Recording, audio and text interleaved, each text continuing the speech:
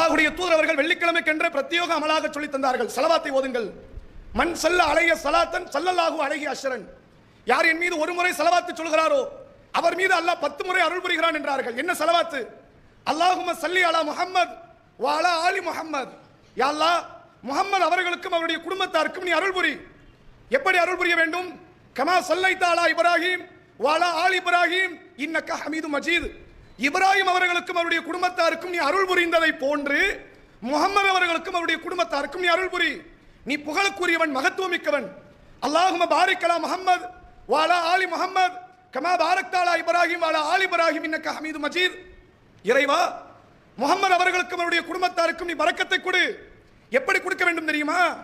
இப்ராஹிம் அவர்களுக்கும் அவருடைய குடும்பத்தாருக்கும் நீ பரக்கத்தை கொடுத்ததை போன்று நீ புகழுக்குரியவன், மகத்துவமிக்கவன் என்ற இந்த ஸலவாத்தை ஓதாமல் தொழுகை இல்லை. வெள்ளிக்கிழமை பொழுதுகளில் இந்த ஸலவாத்தை அதிகம் ஓத சொல்லி இருக்கிறார்கள்.